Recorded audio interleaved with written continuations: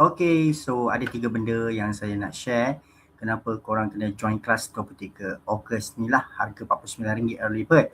Lepas ni naik harga RM69. Kelas online AI, okay, Elite Prompter Mastery. Elite Prompt Mastery. Sebab yang pertama adalah korang akan tahu buat tools macam Genly. Okay, seorang akan didedahkan, okay, macam mana korang nak edit dekat sini supaya dia akan buat tools. Okay, so korang boleh adjust. Sini kita tunjuklah dia punya prompting, okay. Nak design apa flow kat sini apa semualah. So bila ada tools ni, korang boleh sendiri pakai, boleh jual, boleh guna kreativiti korang lah. Mungkin korang boleh buat tools lagi power daripada Genly. Okay, so tool builder ni dalam Google Flow. Okay, tapi saya akan explain lah apa perangai-perangai dia selepas hampir sebulan main dengan tools di dalam Google Flow ni, nampak. Okay, seterusnya adalah buat gems, auto storyboard dan prompt. Okay, gems ni adalah benda dalam Gemini. Okay, so kita masuk Gemini, kita pergi gems. Okay, so ini gem-gem yang saya dah buat. Okay, so korang boleh new gem kat situ lah. Lepas tu dia ada ni master instruction ni yang korang kena belajar lah. Tak boleh tunjuk semua lah. Okay, so kita akan tunjuk macam mana nak buat. Okay, so bila ada gems ni korang boleh sendiri boleh pakai. Di mana korang hanya perlu upload image. Okay, lepas tu dia akan, bila tekan submit ni dia akan keluar storyboard automatic. Apa maksud storyboard tu?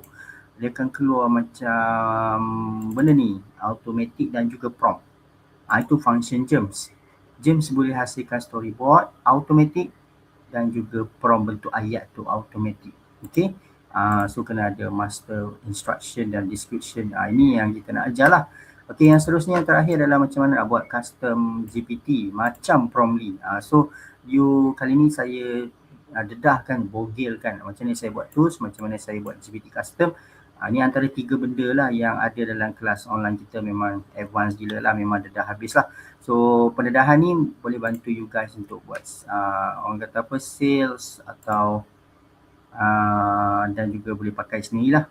Okay, macam mana nak buat chat GPT GPT ni. Okay, contoh edit GPT.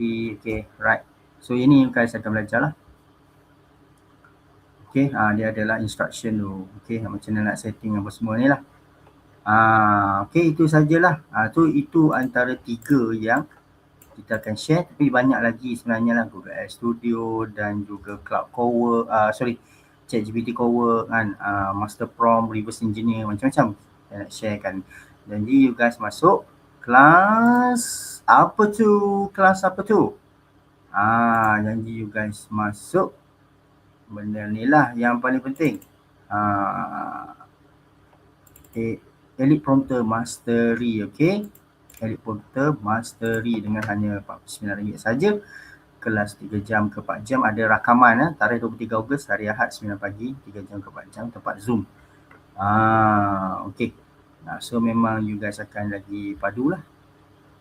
Boleh buat duit.